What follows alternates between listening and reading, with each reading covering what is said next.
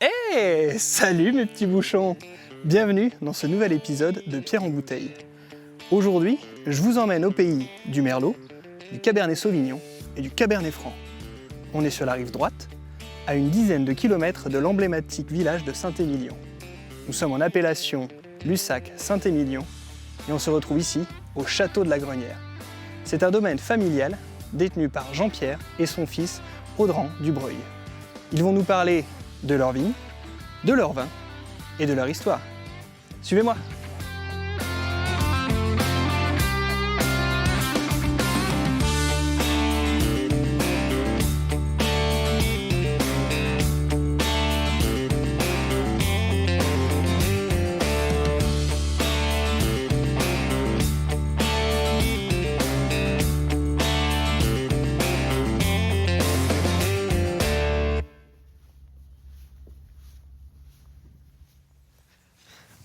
Salut Audran!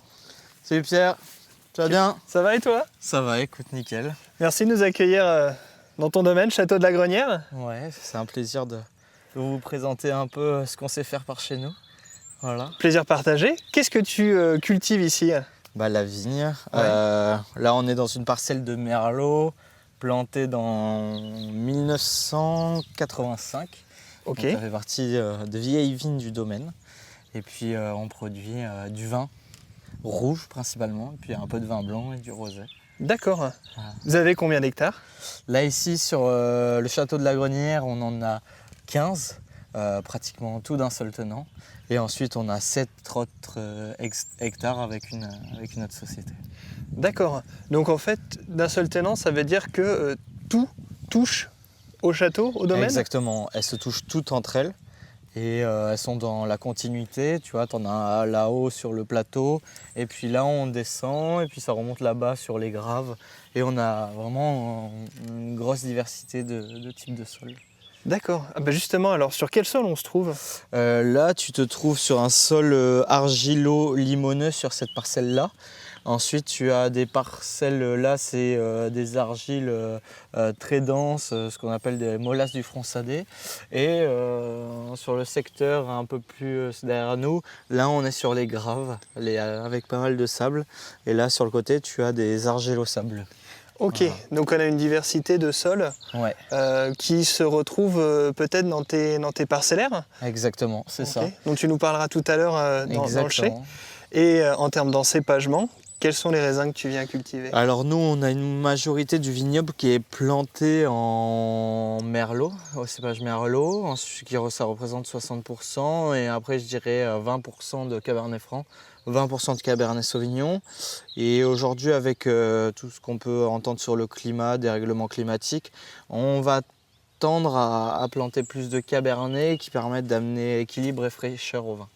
D'accord, ok. Voilà. Donc c'est les 3 cépages, si je dis pas de bêtises, qu'on retrouve souvent dans la grande région bordelaise. C'est ça, exactement. Et notamment sur la rive droite. On est sur la rive droite? On est sur la rive droite et on a une petite spécificité par rapport aux autres en rive droite. Souvent, on a beaucoup moins de Cabernet Sauvignon, on en retrouve plus souvent dans le Médoc, et chez nous, pour le coup, il s'exprime très bien.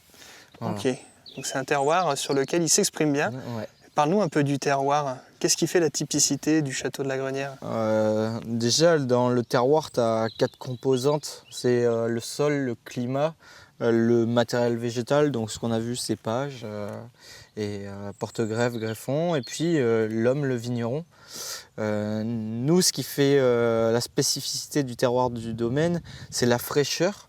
On a 2 degrés d'écart à l'année par rapport à Saint-Émilion, ce qui permet d'avoir une maturation longue du raisin, donc une belle complexité, et aussi avoir beaucoup d'équilibre, pas d'excès de température. Là, tu vois, on a de la chance sous ce parcellaire, on a 4-5 nappes phréatiques qui viennent toujours, entre guillemets, hydrater les vignes quand elles en ont besoin. D'accord. L'âge de tes vignes se situe à peu près sur quelle tranche? Là, on est sur un vignoble assez vieux, je dirais une quarantaine d'années, quoi. D'accord. Voilà. Donc âge moyen, 40 ans. Ouais, c'est ça. Ok. Et qu'est-ce qui va faire la différence entre une jeune vigne et une vigne plus âgée?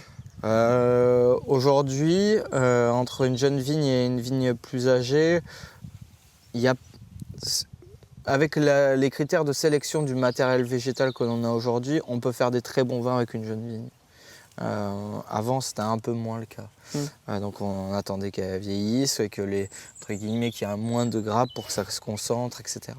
Et puis aussi, on a un aspect aujourd'hui avec la vieille vigne où on a un enracinement profond de celle-ci, et ce qui permet d'amener des connotations plus importantes du sol, quoi, du terroir dans les vins. D'accord, Voilà. ok. Alors je vois que les vignes autour de nous ont été taillées. Ouais.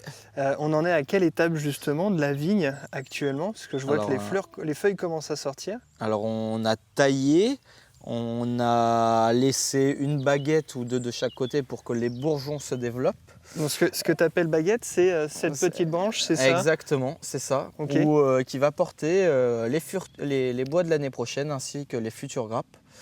Là on a plié, du coup c'est le fait de plier la baguette sur un fil porteur là en fer. Ok. Et puis là, comme tu peux voir, ça a ce qu'on appelle le débourrement, donc la sortie des bourgeons, qui n'est pas totalement à 50%, parce que tu peux voir quelques bourgeons qui ne sont pas encore sortis, quoi.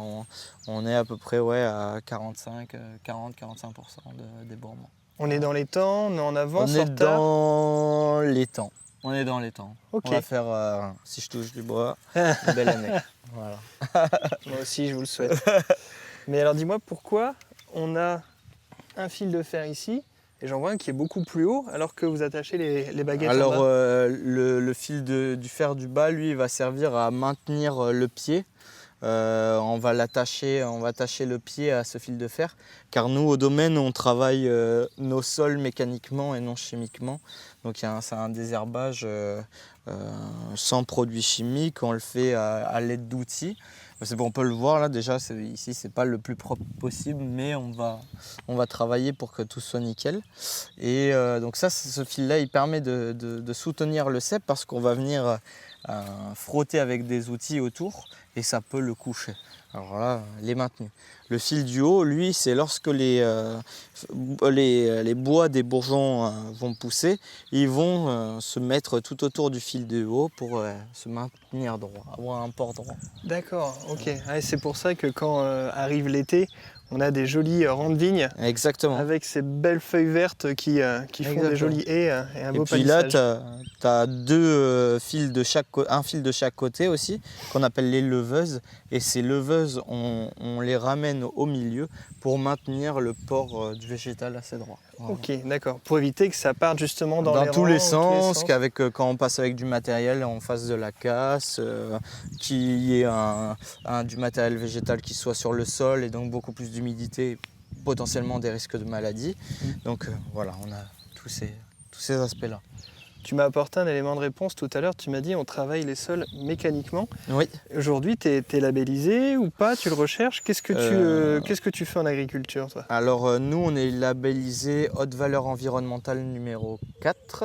C'est le plus grand palier dans cette certification-là. Mais globalement, je ne suis pas certifié bio, biodynamie ou autre. J'estime que le vigneron il est maître de son terroir, et que on travaille tous les jours dedans, donc on fait plus attention à nous que quiconque, et à la nature en elle-même. Et comment dire, il y a des années où on peut travailler d'une manière et des années d'une autre manière, quoi. Ça, tout dépend du climat. Il y a des années qu'on fait en bio, comme 2022, 2023, et des années plus compliquées avec 2024 où on est obligé d'intervenir pour avoir une récolte, vivre, quoi. Ok, ah ouais, en fait tu t'adaptes au millésime. Exactement. Si le millésime le permet, tu vas être, on va dire, entre guillemets, le plus bio possible. C'est ça. Et si le millésime est beaucoup plus compliqué, eh ben, tu vas t'autoriser justement à intervenir. Exactement, mais toujours dans un équilibre général, parce que en fait, que ce traitement il soit là ou non, on cherche via des semis d'engrais verts dans les rangs, tout ça, tous les apports qu'on fait pour augmenter la biodiversité, on arrive à l'équilibre. Ok. Voilà. Donc on essaye d'être le plus sain pour nous et pour notre élément qui nous permet de vivre, quoi. Tu me disais 15 hectares. Mm. Tu n'es pas tout seul à t'en occuper. Non, du tout. Qui travaille avec toi? Alors je suis associé avec mon père qui est la 4e génération du domaine et qui entame son 39e ou 40e millésime. Voilà. Quand même. Donc, il en a sous le coude. Ouais. Et puis j'ai 3 employés permanents à l'année qui me permettent de suivre tous les travaux au fur et à mesure de la vigne au chai à la préparation des commandes de mes clients. Voilà. Ok, super. Ouais. Merci beaucoup Audrin. Avec plaisir. Et on va aller passer maintenant dans le chai où tu vas nous expliquer un peu plus quelle étape arrive après la vendange et comment tu viens nous sortir les cuvées typiques du domaine. Très bien, allons-y. Merci.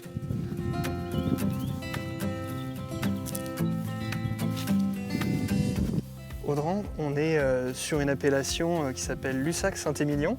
C'est ça, exactement. Tu peux nous raconter un peu l'histoire de l'appellation? Donc l'appellation Lussac-Saint-Émilion, elle a été créée à la création des AOC, les appellations d'origine contrôlée, donc c'est aux alentours des années 1935. Okay. C'est une appellation qui est satellite de Saint-Émilion, donc satellite, ce sont tous les villages qui gravitent autour de Saint-Émilion. Et ces satellites, ils portent le nom de leur commune suivi de Saint-Émilion. D'accord. Donc ici, on a Lussac-Saint-Émilion, mais tu as montagne Saint-Émilion, Puisguin-Saint-Émilion, Saint-Georges-Saint-Émilion. Ok. Voilà. On est à combien de kilomètres à peu près de Saint-Émilion? On est à une dizaine de kilomètres. Ah oui, on est tout proche. Ouais, on est tout proche. On a une grosse diversité de terroirs. On produit des vins uniquement rouges, issus de 3 cépages principaux, le merlot, le cabernet franc et le cabernet sauvignon. Okay. Mais on a aussi le droit à 5% d'autres cépages, comme le malbec. Voilà. D'accord, ok. Qu'est-ce que je pourrais dire? Lussac-Saint-Émilion, ça a été déjà délimité dès le Moyen-Âge, à l'époque de Jean Santerre, duc d'Aquitaine et roi d'Angleterre, qui avait demandé que les vins de Saint-Émilion soient estampillés sur les contenants, que s'ils étaient à moins d'une demi-journée de charrette du port d'embarquement de Libourne. Donc déjà, on a eu une délimitation géographique et en fait, ça a été perpétué lors de la création des AOC. Okay. Donc il n'y a pas vraiment une différence de terroir pur et dur, enfin de type de sol pur et dur entre Lussac et Saint-Émilion. Il y a plus une différence climatique certes, mais on a de tout aussi beaux terroirs, quoi. On ne se rend pas compte une demi-journée de charrette ce que ça fait. Ouais, non vraiment pas. Et tu t'installes ici, tu m'as dit que tu faisais un peu de blanc de rosé, mais alors du coup tu peux pas être en appellation Lussac-Saint-Émilion? Non, du tout. Donc tu les sors sous une appellation? Oui. Ou pas? Oui, sous une appellation IGP Pays de l'Atlantique. Ok. Là, ce qui me permet d'avoir une distribution plus intéressante d'un point de vue commercial. D'accord. Voilà. Ça veut dire que tu peux quand même produire d'autres types de vins. Tu ne seras pas pénalisé. Non, tu peux quand même lui mettre un label et même au pire, tu peux le vendre en vin de France. Exactement, c'est ça. Ok. T'en as toi du vin de France? Oui, j'en ai un.